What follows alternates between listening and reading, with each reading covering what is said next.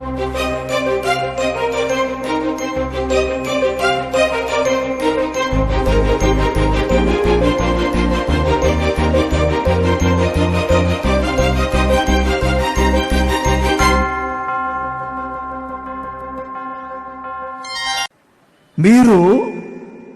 శ్రేష్టమైన ఫలములు ఫలించుటయే దేవునికి ఇష్టం. మీ స్వభావాలే నా ప్రభువుకు ఇష్టమైనవి. ఇంకో మాట చెప్తా, మీ ఫలములే నా ప్రభు ఆకలిని తీరుస్తాయి. నా యేసయ్య ఆకలి తీర్చుకునేది మీ స్వభావాలను బట్టి. ఒక ఇంటికి వెళ్తే ఒక తల్లి అన్నారు, ముగ్గురు కూతుర్లండి. యవన కాలములో ఉన్నప్పుడు కూడా ఆ పిల్లలు కుడి ఎడమలాగా తొలగిపోకుండా తల్లి అడుగుజాడలో నడిపించబడుతున్నప్పుడు తండ్రి లేరు, చిన్న వయసులో చనిపోయారు.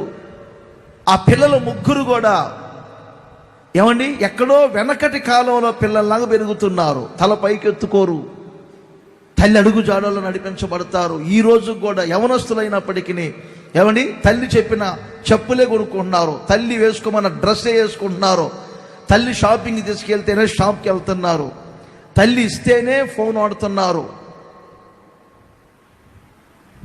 ఆ ఇంటికి వెళ్తే ఆ తల్లి నాకు చెప్పిన మాట ఏంటి తెలుసా అండి, అన్నయ్య నా పిల్లల స్వభావాన్ని బట్టి నా కడుపు నిండిపోతుంది అన్నయ్య, నా పిల్లల యొక్క స్వభావాన్ని బట్టి నా పిల్లలను చూస్తే అన్నయ్య నా ఆకలి తీరిపోతుంది,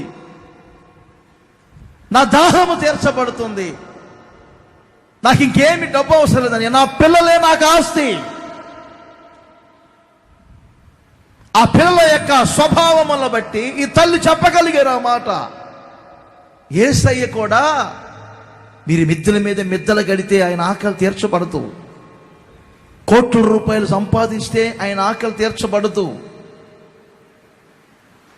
అంజూరపు చెట్టు దగ్గరికి వెళ్ళారు ఆకలితో, కానీ అంజూరపు చెట్టు మీద ఒక్క ఫలము కూడా లేదు. ఆకులు మాత్రం వికసిస్తున్నాయి, కానీ ఒక ఫలము కూడా లేదు.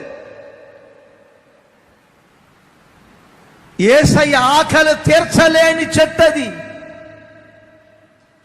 3 సంవత్సరాల నుండి ఇంకొక చెట్టు ద్రాక్ష తోటలో నాటబడింది. తోటమాలి త్రవ్వుతానే ఉన్నారు, ఎరువు వేస్తూనే ఉన్నారు, నీళ్లు పెడతానే ఉన్నారు, కానీ 3 సంవత్సరాల్లో కూడా ఒక్క ఫలము ఫలించలేదు. యేసయ్య ఆకలి తీర్చే ఫలములు, ఆ స్వభావములు మీరు కలిగి ఉన్నారా? యేసయ్య ఉత్తమ సుగుణాలకు అనుగుణముగా మీ స్వభావాలను మలుచుకుంటున్నారా రోజు రోజుకి? లేకపోతే యేసయ్య ఆకలి తీర్చలేని వ్యక్తులుగా మీరు ఉన్నారా? మీ స్వభావములు అనే ఫలముల ద్వారా యేసయ్య ఆకలి తీర్చబడతాది, యేసయ్య దాహం తీర్చబడతాది. అలాంటి శ్రేష్ట ఫలములు మీరు ఫలించాలి. కొన్ని స్వభావములనే ఫలములుగా మీరు ఫలించుదురుగాక.